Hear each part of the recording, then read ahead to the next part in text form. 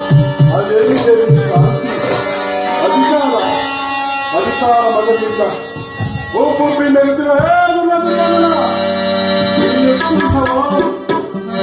ಎಷ್ಟು ದಿವಸವಾಗಿ ಅಧಿಕಾರ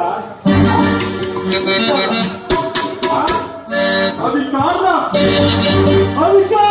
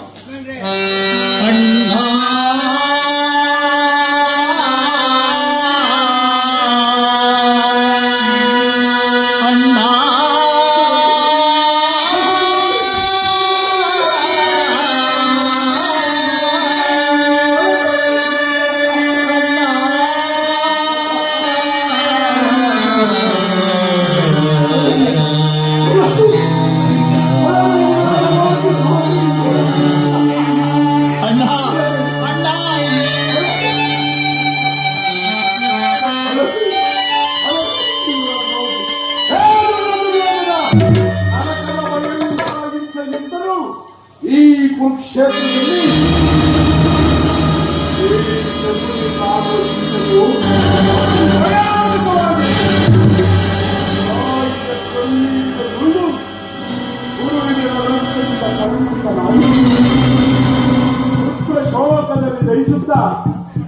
ದಯೆಗಾಗಿ ನರಕದ ಮಾರ್ಗವನ್ನೇರಿಸಿ ನರಕದ ಮಾರ್ಗವನ್ನೇರಿಸು ನರಕದ ಮಾರ್ಗ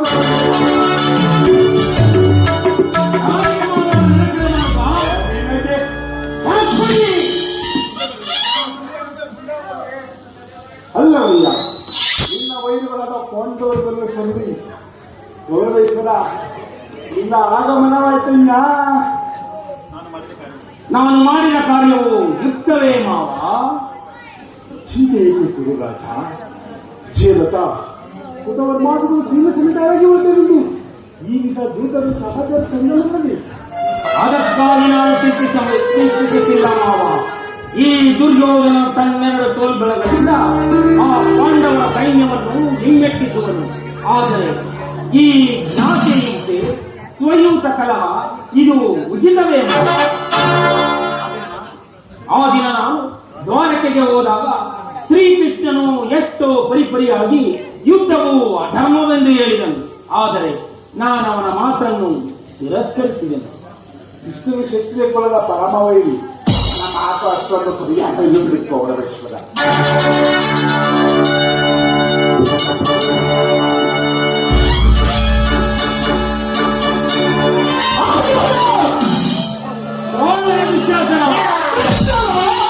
ಅಸ್ತಿವಾರತಿಗೆ ಬಂದಿರುವಂತೆ ಅವರ ಪ್ರಾತಃ ಕಾಲದಲ್ಲಿ ಸಂವಾದ ನಡೆಸುವಂತೆ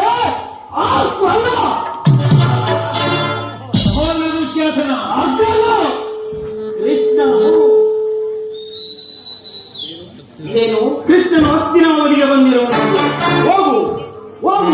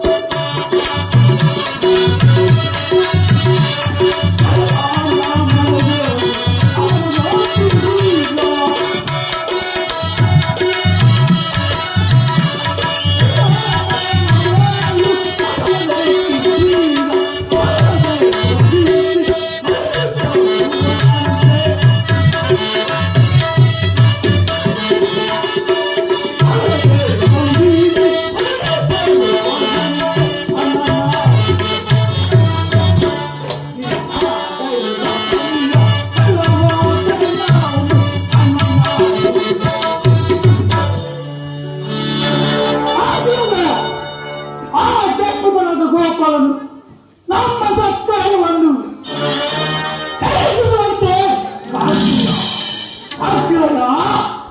ಆದರೆ ರಾಜ್ಯ ಪ್ರಸನ್ನು ದಾಟಿ ಆದ್ದರಿಂದ ವಿಜುವನ ಜೀವನಂತೆ ಇವನದು ಎಷ್ಟಂತ ಹೇಳೋಣ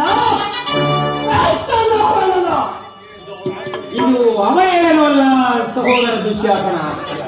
ಕೃಷ್ಣನು ಭಕ್ತರ ಪರಾಧೀನನು.